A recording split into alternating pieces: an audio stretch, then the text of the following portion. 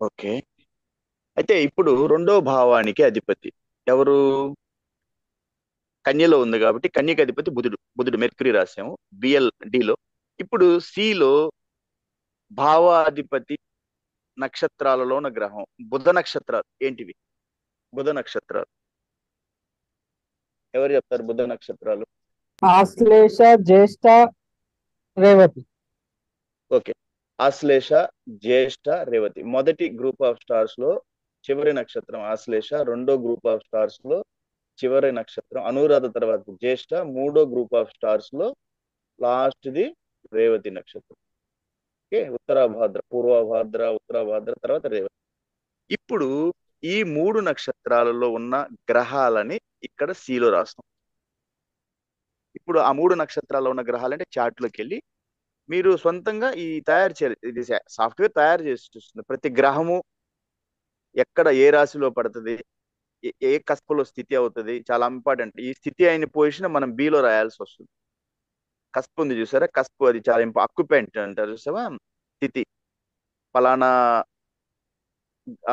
భావంలో ఇది స్థితి అయిందని మనం బిలో రాయాల్సి వస్తుంది. పోతే మనకు కావాల్సింది నక్షత్రం చాలా ఇంపార్టెంట్.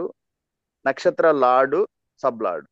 ఎందుకు నక్షత్ర లార్డు అవసరం అంటే ఒక్కొక్కసారి కొంతమందికి సబ్ లార్డు సిగ్నిఫై చేయకపోతే కేపీ ఏం చెప్తుంది అంటే, ఒకవేళ సబ్ లార్డ్ సిగ్నిఫై చేయకపోతే నెక్స్ట్ మనం ఇంపార్టెన్స్ ఎవరికి ఇవ్వాలి? నక్షత్రాల లార్డ్కి. అంతేగాని సబ్ లార్డు వివాహం చూస్తున్నాం 2, 7, 11. ఆ ఏడో భావం సబ్ లార్డు 2, 7, 11 ఈ మూడిట్లో దేన్ని సిగ్నిఫై చేయటం లేదు. అప్పుడేం చేయాలి? అతనికి వివాహ యోగ్యత లేదని చెప్పకూడదు. నెక్స్ట్ నెక్స్ట్ ప్రిఫరెన్స్ చూడండి, నక్షత్రాల లార్డ్ సెకండ్ ప్రిఫరెన్స్. అందుకే నక్షత్రాల లార్డ్ కావాలి. ఇప్పుడు మనకి బుధ నక్షత్రాలు మనం చెప్పుకున్న ప్రకారం అశ్లేష, జ్యేష్ఠ, రేవతి. రేవతిలో ఒక గ్రహం ఉంది చూడండి. రేవతిలో సార్, ఎవరున్నారు రెండు రేవతి? గ్రహ రెండు గ్రహాలు ఉన్నాయి సార్, ఒకటి కుజుడు, ఒకటి కేతువు. ఆ రేవతిలో కుజుడు ఉన్నాడు. ఇంకొక రేవతి రేవతి కాకుండా మనకి ఇంకొక నక్షత్రం ఉంది. అది ఏంటిది అది? ఇంకొక రేవతి కింద కూడా కేతు. రేవతి నక్షత్రంలో కేతు ఉన్నాడు. తెలిసిందా సార్? రేవతి నక్షత్రంలో కేతు గ్రహం ఉంది. అప్పుడు ఈ రెండు గ్రహాలని ఎక్కడ రాసాం మనం? ఎక్కడ రాసాం అంటే బుధ నక్షత్రాలలో ఉన్న గ్రహాలు. బుధ నక్షత్రాలు, ఆ నక్షత్రాలు పర్మనెంట్. ప్రతి ఒక్క గ్రహానికి 27 నక్షత్రాలని 3 గ్రూపులుగా మనం ఎడగొట్టినప్పుడు అశ్విని భరణి కృతిక, రోహిణి, మృగశిర, ఆరుద్ర, పునర్వసు, పుష్యమి, అశ్లేష, మఖాపుబ్బ, ఉత్తర. నెక్స్ట్ మఖాపుబ్బ, ఉత్తర. చెప్పండి, ఎవరు ఎవరు చెప్తారు? చైత్ర, స్వాతి, అస్త, హస్త, చైత్ర, స్వాతి, విశాఖ, అనురాధ, జ్యేష్ఠ. హస్త, మూల, చైత్ర, స్వాతి, అనురాధ, పూర్వభద్ర, ఉత్తరాషాఢ. మూల, పూర్వాషాఢ, ఉత్తరాషాఢ. ఓకే. శ్రవణం, ధనిష్ట, శతభిషం, పూర్వభాద్ర, ఉత్తరాభాద్ర, రేవతి. రేవతి. గుర్తుపెట్టుకోవాలి ఇది. రేవతి అదే తర్వాత డిగ్రీలు కూడా చాలా. ఎందుకంటే సబ్లాడ్స్ తీసేటప్పుడు ఇప్పుడు రమణమూర్తి గారు అడిగారు, ఆ సబ్లాడ్ కూడా చెప్తాను నేను ఎట్లా తీస్తారు సబ్లాడ్ అనేది. అప్పుడు డిగ్రీల కాన్సెప్ట్ చాలా ఇంపార్టెంట్ వస్తుంది, అది కూడా చెప్తాను. సార్ అది అడిగారు కదా సార్, మీరు సబ్లాడ్ గురించి చెప్పండి అని అడిగారు, క్లాసులో ఆయన అడిగారు. ఆ రోజు ఒక అవునండి, టాపిక్ కూడా అడిగాను వచ్చింది. అడిగాను అది అడిగాను చెప్తా, అడిగాను అది కూడా అది చెప్తా, కవర్ చేస్తాను టాపిక్. పోతే అప్పుడు మనం అది భావ బలాలు లెక్కేసేటప్పుడు అంశాలు మేడం గారు అడుగుతా ఉన్నారు, అంశాలు వాడాలా పోతే ముఖేష్ ఒక టాప్ పాయింట్ అంటా ఉన్నాడు, పరివర్తనం చెందింది. అది మిగతా వాళ్ళు కూడా ఆ, రమణమూర్తి గారికి తెలుసు, ముఖేష్ గారికి తెలుసో లేదో పరివర్తనం చెందటం అంటే. పరివర్తనం అంటే తెలిసి ఉంటది ముఖేష్ గారికి, వేదిక బాగా వచ్చు ఆయనకు కూడా. తెలుసు సార్, పరివర్తన తెలుసు సార్. అయినా కూడా మళ్ళీ ఒకసారి చెప్తాను. పరివర్తనం అంటే ఏం లేదు, రెండు గ్రహాలు తన పొజిషన్లు మార్చుకుంటే దాన్ని పరివర్తనం అంటారు. దాంట్లో రకరకాల పరివర్తనలు ఉన్నాయి. ఆ పోతే అంటే ఇప్పుడు మేషం మేషంలో మేషాధిపతి మేషాధిపతి ఎవరు? కుజుడు, మేషాధిపతి కుజుడు సార్. కుజుడు. కుజుడు వెళ్ళేసి వృషభంలో ఉన్నాడు. వృషభాధిపతి ఎవరు? శుక్రుడు. శుక్రుడు. శుక్రుడు వచ్చి మేషంలో ఉన్నాడు. ఇట్లా మ్యూచువల్ గా భావ స్థానాలు మారితే దాన్ని పరివర్తన అన్నాడు. దాని మీద పెద్ద టాపిక్ ఉంది, ఒక రోజు కవర్ చేద్దాం. దాంట్లో చాలా యోగాలు ఉన్నాయి, పరివర్తన యోగాలు ఉన్నాయి. ఉదాహరణకి ఈ రోజు నేను చదువుతా ఉన్నాను, దాని గురించి మీకు చూపిస్తాను కూడా. సరే, ఒక ఐడియా ఇచ్చి వెళ్తాను. పరివర్తన యోగాలు ఎక్కువ నేను మీరు కూడా వాడుకోండి. చాట్ జీపీటీని ఎక్కువ వాడతాను, ఎందుకంటే నా దగ్గర మెటీరియల్ ఇప్పుడు నేను ఆ పుస్తకం ఎత్తికి ఆ పుస్తకంలో ఎక్కడ ఉన్నాయో పట్టుకొచ్చుకునేదానికి నేను ఎక్కువ చాట్ జీపీటీ వాడతాను. మీకు కూడా చూపిస్తున్నాను ఎట్లా వాడుకోవాలనేది. ఆ చూసి అట్లా చేసేసుకోండి. చాలా ఈ రోజుల్లో రెడీమేడ్ గా మనకు ఆన్సర్ కావాలి, త్వరగా కావాలి అనుకున్నప్పుడు ఆ త్వరగా చేసేయాలి అంటే పరివర్తన స్టార్టింగ్ లో ఉంటుంది. ఈరోజు స్టార్టింగ్ లో చదివాను నేను.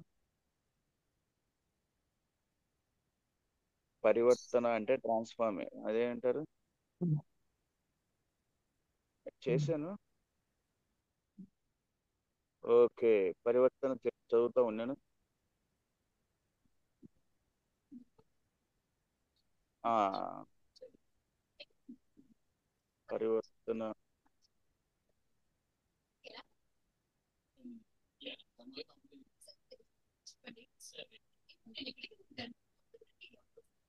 ఓకే.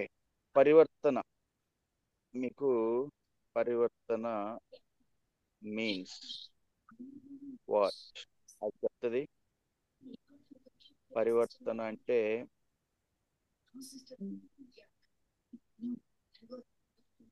సరే ఒకరోజు కవర్ చేద్దాం ఆ టాపిక్ ని, వదిలేద్దాం ఈరోజు.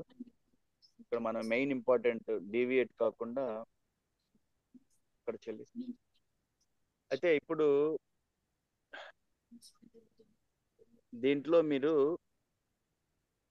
సిగ్నిఫికేటర్ టేబుల్లో బిలో సిలో మార్క్స్ కి ఏది వచ్చింది, బిలో అంటే ఏం చెప్పాను నేను? Below active point sir. అంటే భావములో స్థితి అయిన గ్రహం. రెండో భావంలో ఎవరు స్థితి అయ్యారు? సింహలగ్నం తర్వాత లగ్నం తర్వాత కన్య రాశిలో ఎవరున్నారు? కన్యా రాశిలో రాహు ఉన్నాడు.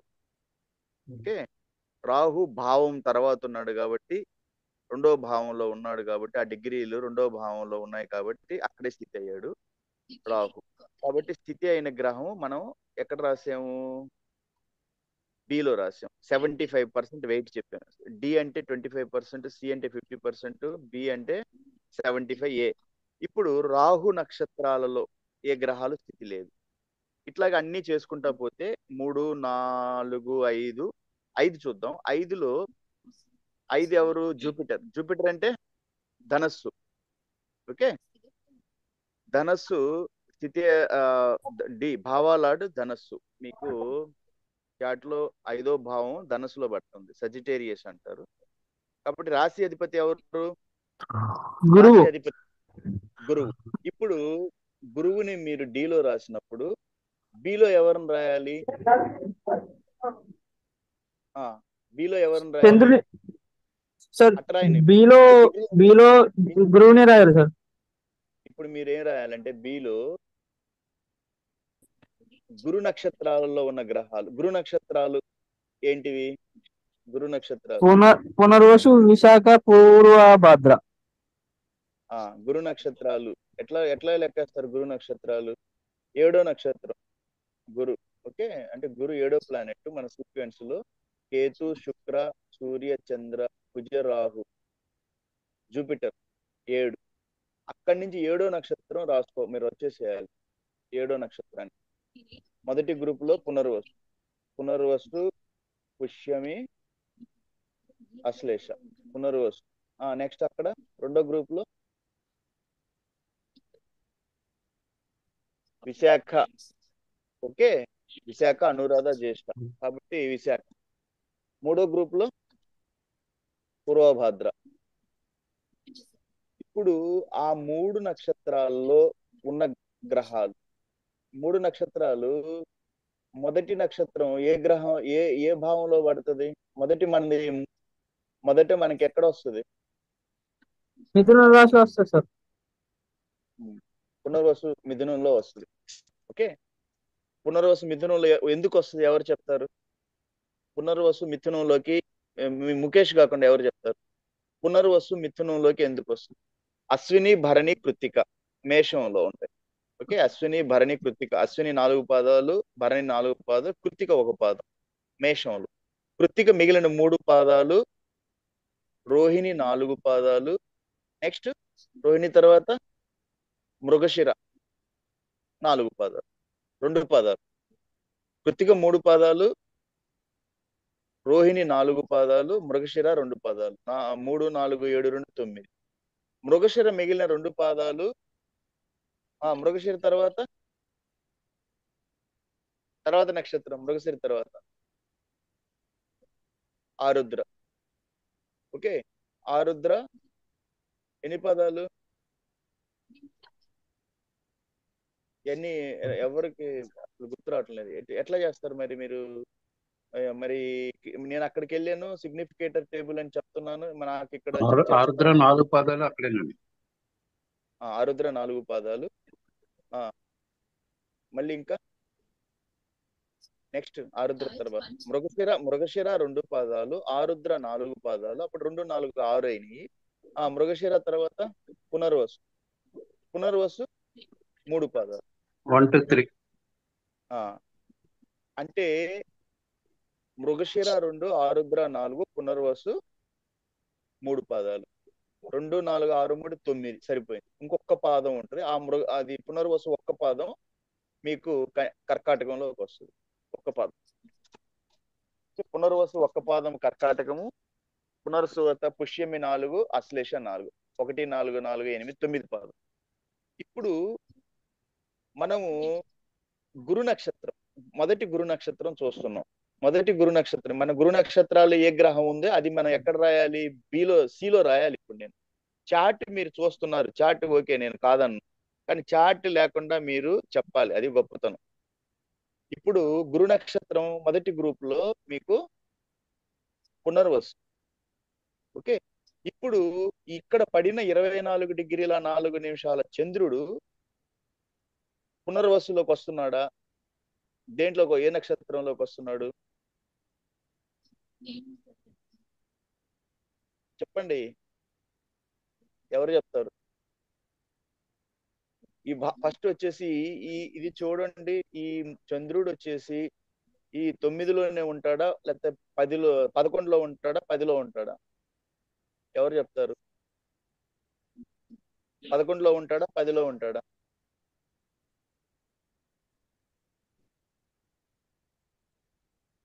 చంద్రుడు మొదట 11లో ఉంటాడా, 10లో ఉంటాడా? ఎవరు అసలు మాట్లాడుతున్నారు?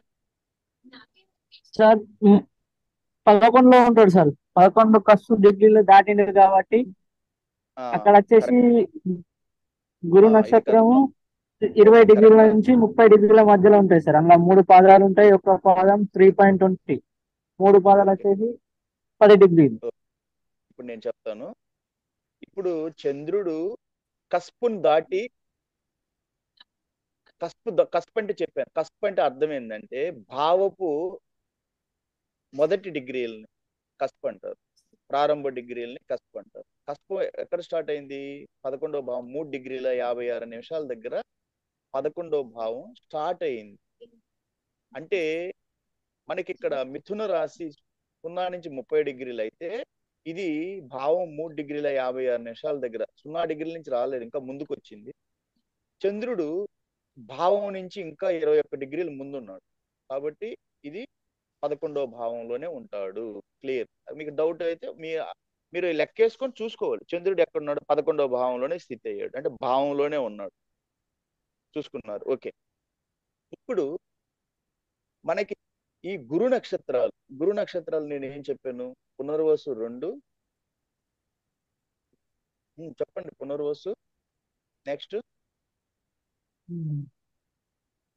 విశాఖ, పూర్వభద్ర. అట్ట కాదు, ఇక్కడ మనకి మొదటి గ్రూప్ ఆఫ్ స్టార్స్ లో ఏ నక్షత్రం ఇక్కడ వచ్చేది? సార్ పునర్వసు వాయిస్ లో వస్తుంది సార్. వాయిస్ లో వస్తుందా? అవునవును సార్. నెక్స్ట్ ఇక్కడ వచ్చేసి మృగశిర 2 పాదాలు, ఆరుద్ర 4 పాదాలు, పునర్వసు 3 పాదాలు. పునర్వసు 3 పాదాలు. ఇప్పుడు మనకి మృగశిరనేమో 0 డిగ్రీస్ నుంచి 6.5 40 వరకు ఉంటుంది. దాని తర్వాత ఆరుద్రనేమో 6.40 నుంచి 20 డిగ్రీస్ వరకు ఉంటుంది. దాని తర్వాత లాస్ట్ 20 డిగ్రీస్ నుంచి 30 డిగ్రీస్ మధ్యలో పునర్వసు ఉంటుంది sir. You are correct.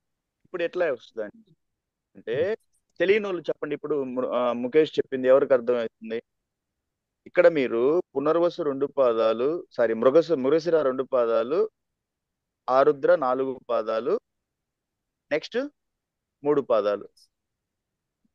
Mrigashira 2 పాదాలు అంటే ఒక పాదం వచ్చి 3 డిగ్రీల 20 నిమిషాలు. కాబట్టి 2 పాదాలు అంటే 0 నుంచి 6 డిగ్రీల 40 నిమిషాల దగ్గర మృగశిర 2 పాదాలు కవర్ అవుతాయి. మృగశిర తర్వాత ఎవరు? ఆరుద్ర 4 పాదాలు. 4 పాదాలు అంటే 13 డిగ్రీల 20 నిమిషాలు. అప్పటికి 6 డిగ్రీల 40 నిమిషాలు ప్లస్ 13 డిగ్రీల 20 నిమిషాలు, మొత్తం 20 డిగ్రీలు అయిపోతాయి. దేనికి? ఆరుద్రకి. అప్పటికి 4, 2, 2, 4, 6 పాదాలు అయిపోయినాయి. ఆరుద్ర తర్వాత పునర్వసు 3 పాదాలు. ఒక 3 పాదాలు అంటే 10 డిగ్రీలు. మీరు అటు గుర్తుపెట్టుకోండి. 3 పాదాలు అంటే 3, 3, 9, 3, 20 సెకండ్లు అంటే 1 డిగ్రీ అవుతుంది. ఓకే, మొత్తం 10 డిగ్రీలు అంటే 20 నుంచి 30 డిగ్రీల దాకా పునర్వసు 3 పాదాలు కవర్ అవుతాయి. ఇప్పుడు పునర్వసు అనేది మనకి ఏ నక్షత్రము? ఏ ఏ ఏ ఏ గ్రహ? గురువు సార్. పునర్వసు నక్షత్రానికి అధిపతి ఎవరు? గురువు సార్. కాబట్టి గురు నక్షత్రాలలో ఉన్న గ్రహము. ఇప్పుడు ఈ చంద్రుడి 24 డిగ్రీలు 20 నుంచి 30 డిగ్రీల మధ్యలో పునర్వసు నక్షత్రానికి వచ్చిన 2 పాదాల్లో పడుతుంది. అందుకని చంద్రుడు దేంట్లో స్థితి అయ్యాడు? గురు నక్షత్రాల్లో స్థితి అయ్యాడు. గురు నక్షత్రాలు మనం ఏం చెప్పుకున్నాం? గురు నక్షత్రం అంటే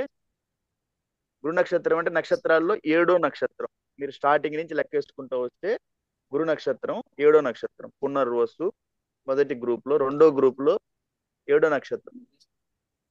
చెప్పండి, 7వ నక్షత్రం 2వ గ్రూప్ లో 7వ నక్షత్రం అనురాధ జ్యేష్ఠ పైన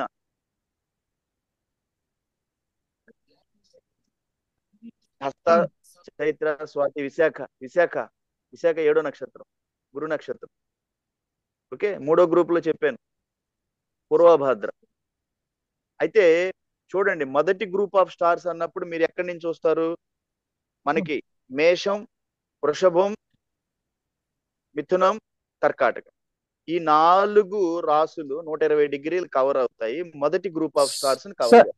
సార్ నేను ఒక PDF మీకు పంపించిన సార్, దాన్ని అందులో ఒకసారి ఓపెన్ చేస్తే ఈ స్టార్స్ అనేది ఏ డిగ్రీలలో ఉన్నదో దాంట్లో ఒక చార్ట్ ఉంది సార్. దాన్ని ఓపెన్ చేయండి, అందరూ క్లారిటీగా అర్థమవుతుంది సార్. ఓకే,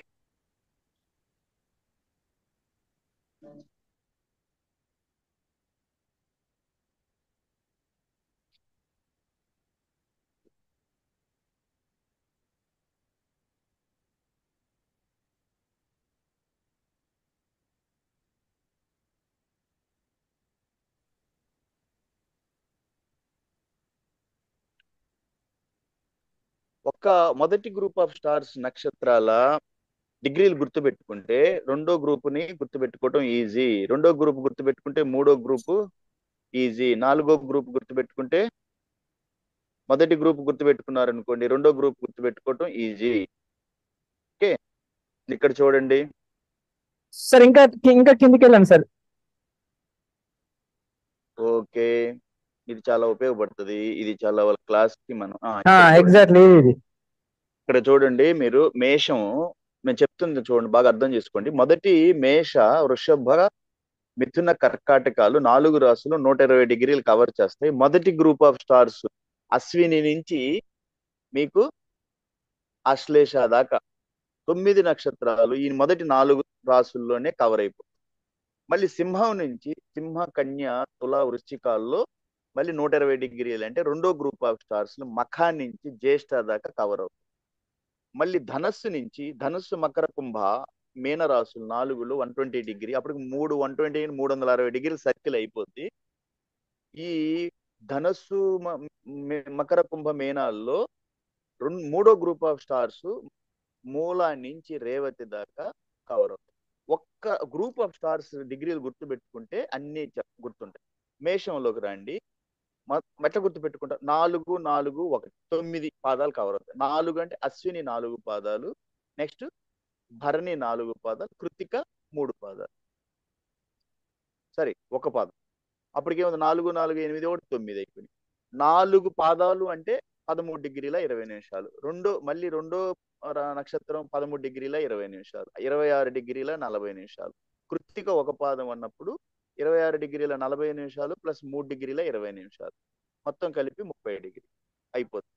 ఓకే, అక్కడ కేతు, శుక్ర, సూర్య ఆ సీక్వెన్స్ మీకు చెప్పాను, గ్రహాల సీక్వెన్స్ మన వింశోత్తర దశల కేతు, తర్వాత శుక్ర, సూర్య, చంద్ర, కుజ, రాహు, గురు, శని, బుధ. వింశోత్తర దశలో వీళ్ళకి ఆ టైమింగ్స్ మీకు తెలిసి ఉండాలి, సంవత్సరాలు.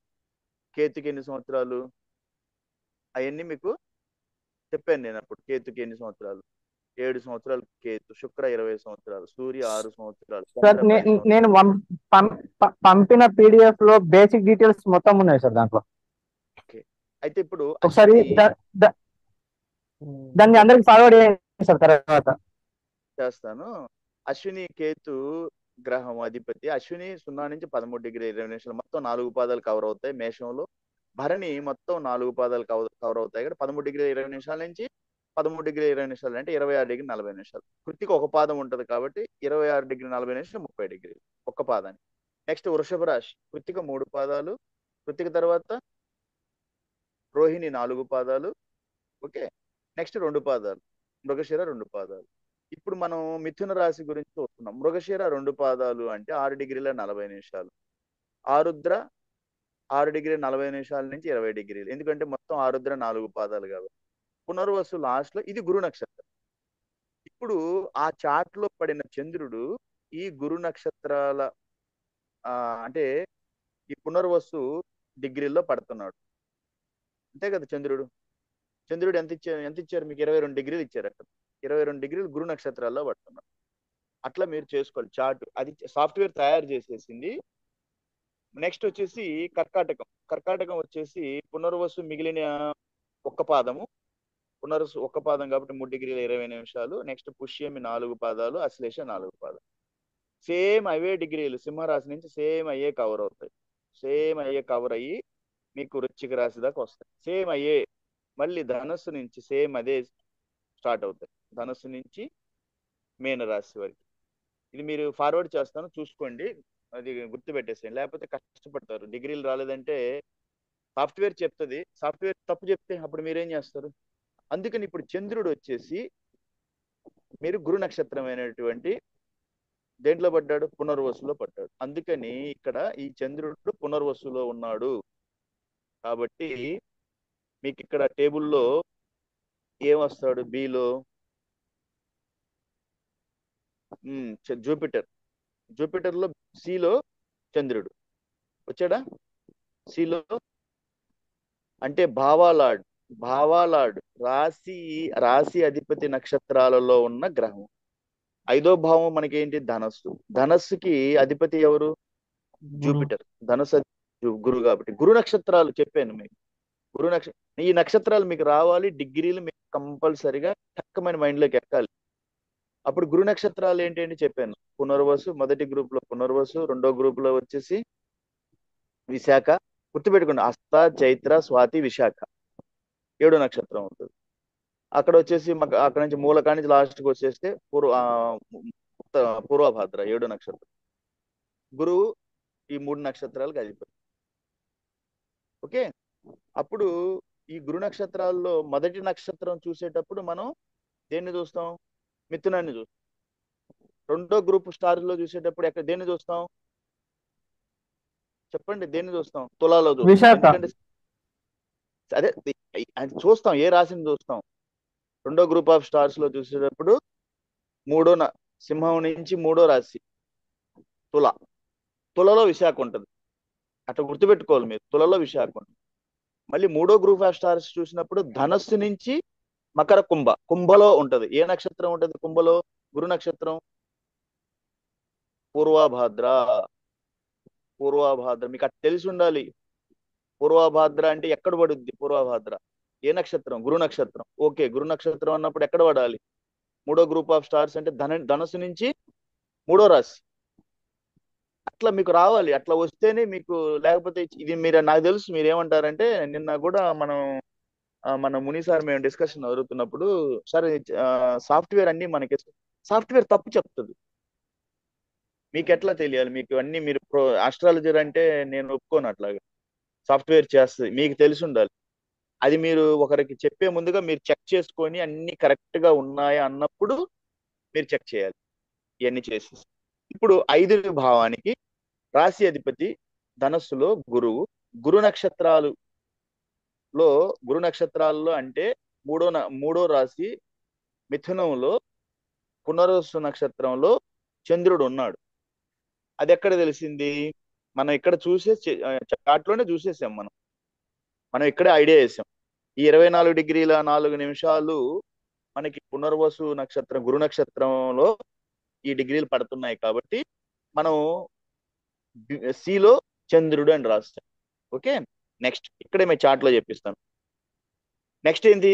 అక్కడ 5వ భావానికి 5వ భావంలో బి 5వ భావంలో స్థితి అయిన గ్రహం ఎవరు స్థితి అయ్యారు? 5వ భావంలో జూపిటర్ 23 డిగ్రీల 40 నిమిషాలు. ఇప్పుడు మీకు క్వశ్చన్ వస్తుంది, ఎవరు చెప్తారు జూపిటర్ 5వ భావంలో స్థితి అయ్యాడా, లేకపోతే వెనక్కి వెళ్ళాడా, ముందుకు వెళ్ళాడా? ఎవరు చెప్తారు? ముఖేష్ కాకుండా ఎవరు చెప్తారు? ముని సార్ చెప్పండి. ఈ జూపిటర్ ఈ 5వ భావంలో ఉన్నాడా, 4లోకి వస్తున్నాడా? నీకు అర్థం కాకపోతే ఇప్పుడు చెప్తాను. ఎందుకంటే మనం ఇంత కష్టపడి చేసుకుంటున్నప్పుడు మీకు వస్తుందా లేదని నేను యాజ్ ఏ చెప్పే గురువుగా మీకు చెప్పాలి. నేను చెక్ చేసుకోవాలి. ముఖేష్ అర్థం అవుతుంది, రమణమూర్తి గారికి కూడా అర్థం అవుతుంది. మీకు అర్థం అవుతుందా? తెలియకపోతే మళ్ళీ చెప్తాను ఎట్లా గుర్తుపెట్టుకోవడం. మీకు అర్థమైందా లేదా సార్?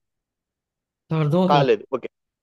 అయితే ఎట్లా అంటే, ఇప్పుడు 5వ భావం ప్రారంభపు డిగ్రీలు 3 డిగ్రీల 56 నిమిషాలు అంటే కస్ప్ అంటారు. కస్ప్ అంటే ఏం లేదు, ప్రారంభ డిగ్రీలు, స్టార్టింగ్ డిగ్రీలు. మనం వేదిక ప్రకారం 0 నుంచి 30 డిగ్రీలు అంటాం, కానీ ఇక్కడ 5వ భావం 3 డిగ్రీల 56 నిమిషాల దగ్గర స్టార్ట్ అవుతుంది. దాన్నే కస్ప్ అంటారు, ప్రారంభ డిగ్రీలు. ఇప్పుడు 5వ భావం ధనస్సులో 3 డిగ్రీల 56 నిమిషాల దగ్గర స్టార్ట్ అయ్యి ఇది మకరంలో 3 డిగ్రీల 44 నిమిషాల దగ్గర 43 నిమిషాల దగ్గర క్లోజ్ అవుతుంది. 5వ భావం 5వ భావం ధనస్సులో 3 డిగ్రీల 56 నిమిషాల దగ్గర స్టార్ట్ అయ్యి మకరంలో 3 డిగ్రీల 43 నిమిషాల దగ్గర క్లోజ్ అవుతుంది. ఈ మధ్యలో ఉంటే గ్రహము మనం ఏం చెప్తాం దాన్ని? నేను 5వ భావంలో ఉంది అంట. ఇప్పుడు జూపిటర్ ధనస్సులో 23 డిగ్రీల 40 నిమిషాల దగ్గర స్టార్ట్ అయింది అంటే ప్రారంభ డిగ్రీల తర్వాత ఉంది, కాబట్టి ఇది 5వ భావంలోనే ఉంటది. ఒకవేళ జూపిటర్, నేను చెప్తున్నాను అనుకోండి, జూపిటర్ ధనస్సులో 2 డిగ్రీల 15 నిమిషాల దగ్గర ఉంది జూపిటర్, అది ఏ భావంలో ఉంటుంది సార్? అనుకోండి, చెప్తున్నా, జూపిటర్ 2 డిగ్రీల 15 నిమిషాల్లో ఉంది 5వ భావంలో. అది చెప్పండి ఎక్కడ స్థితి అవుద్ది?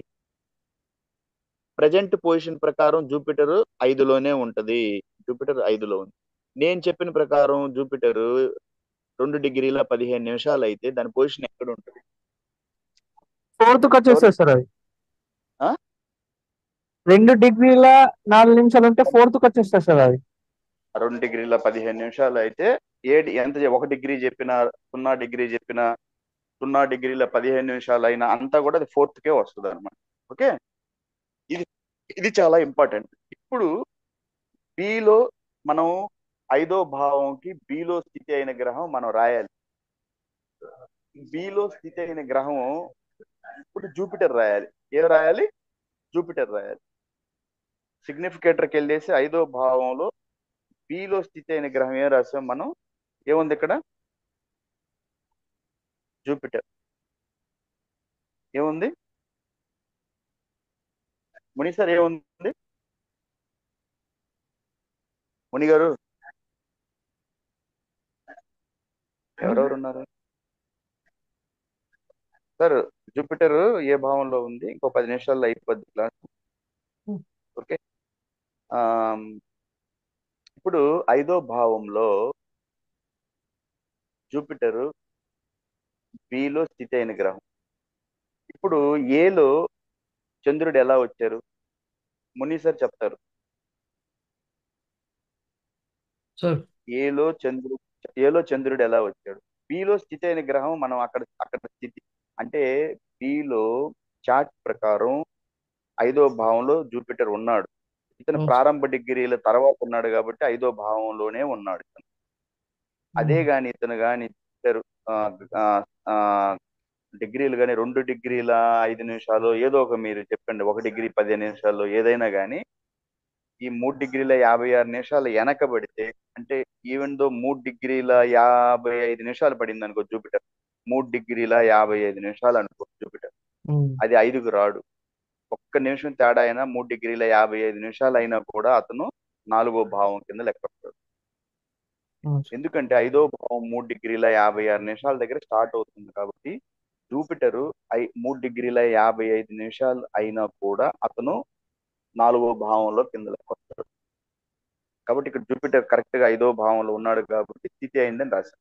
ఇప్పుడు సార్ దీనికి ఎగ్జాంపుల్ గా పైన బుధుడు 10వ భావంలో ఉన్నాడు కానీ 9వ భావానికి కనెక్ట్ అవుతాయి సార్. అది పైన ఒకసారి చూపేస్తే సార్ కూడా మునీష్ సార్కి అర్థమైపోతుంది సార్. ఓకే, ఇప్పుడు అది చేద్దాం. అది ఒక పాయింట్. ఇక్కడ 8వ భావంలో ఉన్న గ్రహాలు చూద్దాము. 8వ భావంలో ఉన్న గ్రహాలన్నీ కూడా 8వ భావంలోనే స్థితి అయింది. ఓకే, 8వ భావంలోనే. ఎందుకంటే 8వ భావం ప్రారంభ డిగ్రీలు 0 డిగ్రీల 58 నిమిషాలు. అంటే అది అర్థం ఏంటంటే 8వ భావము మీనంలో 0 డిగ్రీల నుంచి మీనం స్టార్ట్ అయ్యి 30 డిగ్రీల దగ్గర క్లోజ్ అవుతుంది.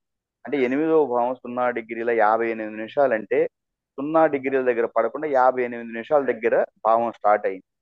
గ్రహాలన్నీ కూడా ప్రారంభ డిగ్రీల నుంచి దూరంగానే ఉన్నాయి, అంటే 8వ భావంలో ఉన్నాయి. అన్నీ కూడా క్లియర్ అవుతుంది మనకి. మార్సు, కేతు, శాటర్న్ అన్ని కూడా 8వ భావంలోనే ఉంటాయి. మార్స్ కుజుడు 8వ భావం, కేతు వీనస్ శాటర్న్ 8లోనే ఉన్నాడు, కేతు 8లోనే ఉన్నాడు. ఎక్కడ షిఫ్ట్ కాలేదు ఇప్పుడు సన్ 10 డిగ్రీల 37 నిమిషాలని 9వ భావంలో చెప్తున్నాడు, పడ్డాడు. ఇతను 9వ భావంలోనే ఉన్నాడు. ఎందుకంటే ప్రారంభ డిగ్రీల తర్వాత 10 డిగ్రీల 37 నిమిషాలు ఉంటాయి కాబట్టి. అదే గాని సన్ గాని 1 డిగ్రీ 35 నిమిషాలని పడింది అనుకో, ఇక్కడ సన్ 1 డిగ్రీ 35 నిమిషాలని రాస్తే ఇతను 9వ భావంలో ఉండడు. 1 డిగ్రీ 35 నిమిషాలు అనేది ప్రారంభ డిగ్రీల కన్నా వెనకుంది. అంటే భావపు కస్పు కన్నా వెనకబడి ఇప్పుడు ఈ సన్ 10 డిగ్రీల 37 నిమిషాలు అని రాశాడు కదా, ఇది 9లో ఉన్నాడు. నేను చెప్తున్నాను సన్ 1 డిగ్రీ 39 నిమిషాలు అనుకోండి, 1 డిగ్రీ 39 నిమిషాలు అనుకోండి. అప్పుడు 1 డిగ్రీ 39 నిమిషాలు అనేది ప్రారంభ డిగ్రీల కన్నా జస్ట్ వెనకాల 1 నిమిషం వెనకాల ఉంది. అంటే మన 8వ భావం 1 డిగ్రీ మేషంలో 1 డిగ్రీ 39 నిమిషాల దగ్గర క్లోజ్ అవుతుంది. అర్థం అవుతుందా? అప్పుడు ఇది 8లోకి వస్తుంది. షిఫ్ట్ అయిన గ్రహం ఏదైనా ఒకటి చూద్దాం, మీకు చెప్తాను. మెర్కురీ చూడండి, మెర్కురీ ఉంది కరెక్ట్. ఈ మెర్కురీ చెప్పండి 10వ భావంలో ఉన్నాడా? మెర్కురీ 10వ భావం ఎన్ని డిగ్రీల దగ్గర స్టార్ట్ అవుతుంది? 3 డిగ్రీల 13 నిమిషాల దగ్గర స్టార్ట్ అయింది, అది ప్రారంభ డిగ్రీ. కానీ మెర్కురీ మన భావం కన్నా వెనకున్నాడు, అంటే 0 డిగ్రీల దగ్గర ఉన్నాడు, 0 డిగ్రీల 30 నిమిషాల దగ్గర ఉన్నాడు, అంటే భావం వెనకాల ఉన్నాడు. అప్పుడు ఇది 10వ భావంలో పడకుండా 9లో ఉంటుంది. వీనస్ మటుకి ప్రారంభ డిగ్రీల తర్వాత ఉన్నాడు కాబట్టి 10లో ఉంటాడు. మెర్కురీ వచ్చేసి 9లో ఉంటాడు. చూసుకోండి ఇక్కడ మెర్కురీ ఎక్కడ ఉన్నాడు, మెర్కురీ 9లో ఉన్నాడు. ఇది చాలా ఇంపార్టెంట్, ఎందుకంటే ఈ స్థితి అయిన పొజిషన్ మీరు బిలో రాస్తారు, అది ఇంపార్టెంట్ అన్నమాట. ఇప్పుడు చెప్పండి 5వ భావానికి ఏలో ఏ అంటే ఏంటి? 5వ భావానికి ఏ అంటే బి అంటే బిలో స్థితి అయిన గ్రహం ఏంటిది? జూపిటర్. జూపిటర్ నక్షత్రాలలో ఉన్న గ్రహం మనం ఏలో రాస్తాం 5వ భావానికి. జూపిటర్ నక్షత్రాలు ఏంటివి చెప్పాము ఇప్పుడు? పునర్వసు, విశాఖ, విశాఖ, పూర్వభాద్ర. ఓకే, పునర్వసు నక్షత్రం అంటే ఎక్కడ పడుతుంది అని చెప్పాను మనం? ఇక్కడ పడుతుంది అని చెప్తున్నాం. ఎక్కడ పునర్వసు? ఎక్కడ? మిథునంలో. కాబట్టి మిథునంలో మనం చంద్రుడిని చూసాం కదా, కాబట్టి చంద్రుడు సిగ్నిఫికేటర్ టేబుల్లో చంద్రుడు 5. ఏలో చంద్రుడు ఉంటాడు. మీరు ఎప్పుడు చాట్లో ఏం చూస్తారంటే గురు నక్షత్రాలు. ఇప్పుడు ఏలో మనం గురు నక్షత్రాల్లో ఉన్న గ్రహం కదా కావాలి.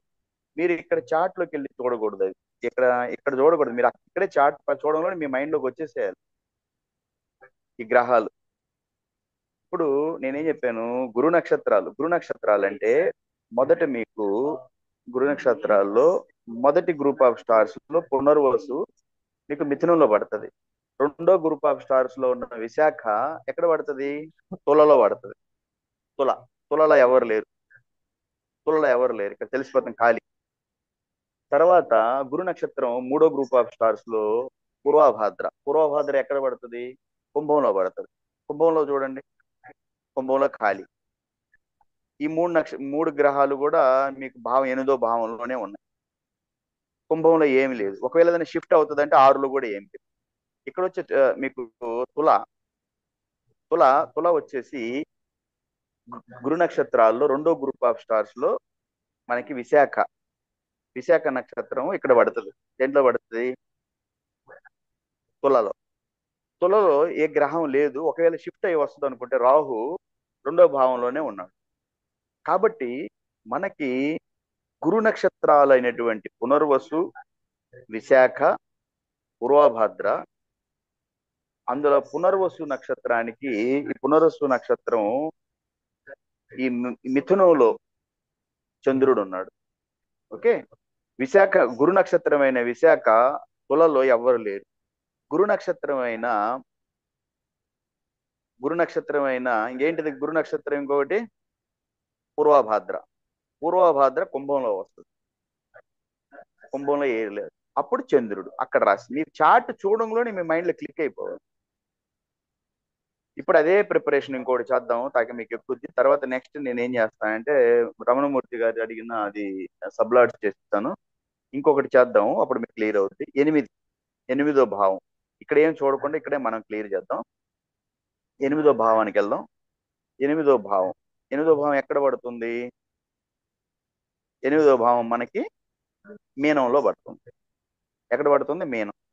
ఇప్పుడు మీనానికి 8వ భావానికి ఏబిసిడి తీయాలి మనం.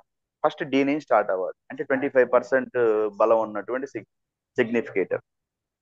8వ భావం మీనానికి అధిపతి ఎవరు? రాసుకోండి పేపర్ మీద. అది మళ్ళీ చాట్లో చెక్ చేద్దాం. మనం ఏమి అసలు చాట్లోకి వెళ్ళేది లేదు, ఒకసారి రాసుకుందాం. 8వ భావానికి డి కింద రాయండి. 8వ భావానికి డి కింద మీనానికి అధిపతి ఎవరు? గురు అని రాయండి. 8వ భావం రాసి ఏబిసిడి రాసి డి కింద గురు అని రాయండి.